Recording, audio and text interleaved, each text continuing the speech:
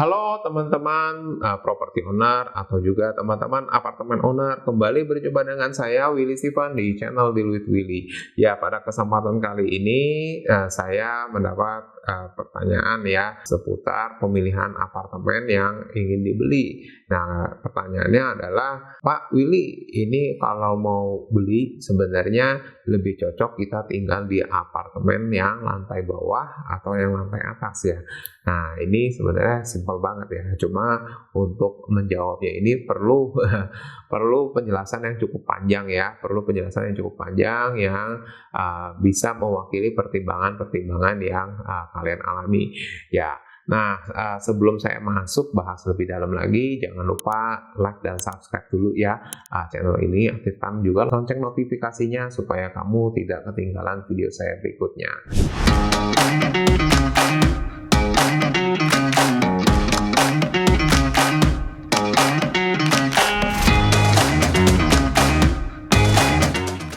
Oke, kita masuk dulu ya.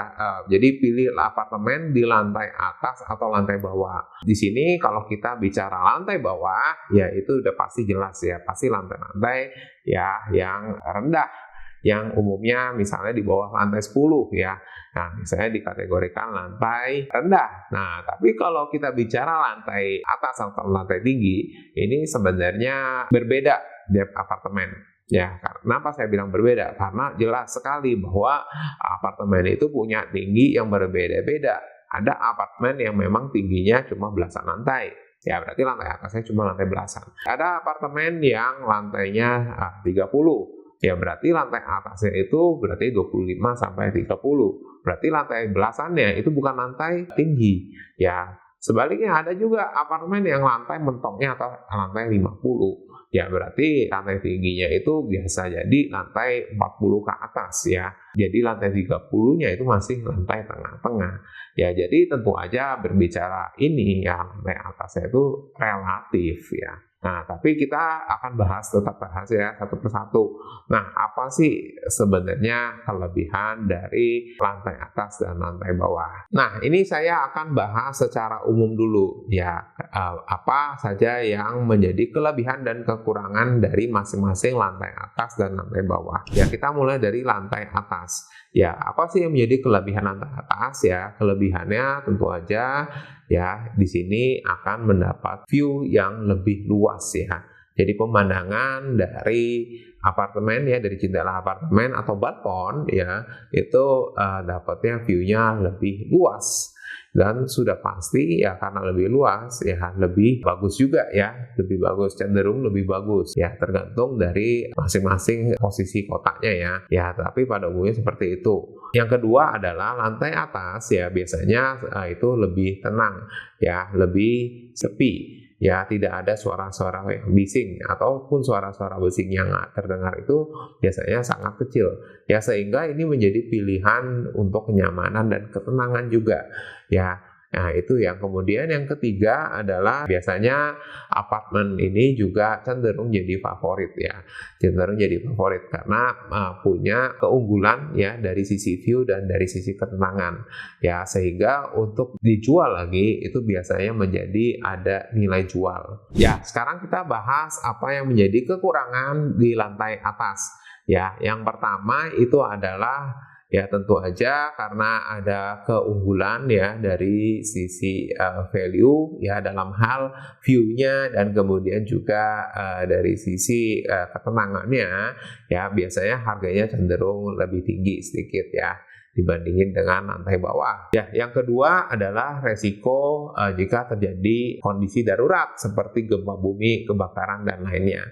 Ya, tentunya ini membuat kita harus lebih waspada. Walaupun memang setiap gedung apartemen itu sudah dilengkapi dengan pembangunan ya gedungnya yang sudah tahan terhadap gempa dan termasuk juga mitigasi terhadap bencana alam lainnya. Nah, kemudian yang ketiga itu adalah dari effort secara keseluruhan ya. Jadi baik dari kita tinggal setiap hari maupun ketika kita memasukkan barang atau perabotan ke dalam unit apartemennya ya itu memerlukan ya jarak yang lebih jauh ya. Misalnya kita naik ke lantai 30, ya berarti untuk kita naik liftnya itu pasti akan memakan waktu lebih lama. Ya, dan kemudian juga termasuk ketika kita memasukkan kulkas, barang elektronik, ya, termasuk juga spring bed dan lainnya, itu effortnya lebih besar. Ya, itulah yang menjadi kekurangan kita tinggal di lantai atas. Nah, jadi itu tentang lantai atas. Nah, sekarang kita masuk ke lantai bawah. Kita mulai dari kelebihan ya kalau kita pilih lantai bawah.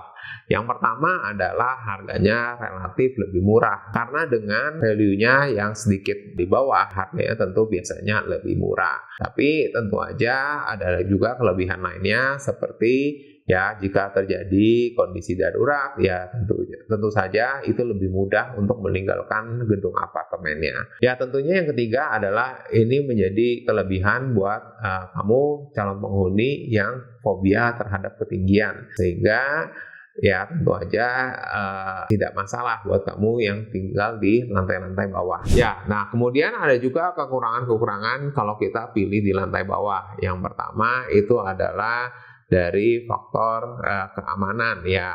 Nah, biasanya untuk di lantai-lantai bawah itu tentunya lebih mudah diakses baik dari penghuni maupun yang bukan penghuni, sehingga ya tentu aja ini menjadi resiko keamanan yang lebih tinggi ya. Kemudian selain itu juga ya ada faktor ketidaknyamanan dari kebisingan ya dan keramaian.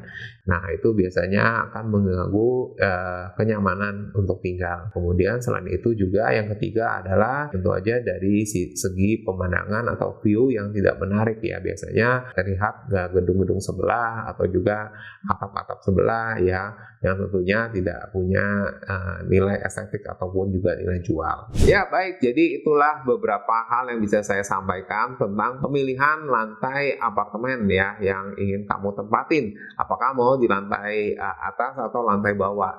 Ya silakan juga diskusi atau komen jika kamu ada pertanyaan atau apapun yang ingin diselesaikan ya. Oke, sekian sharing saya. Terima kasih dan bye-bye.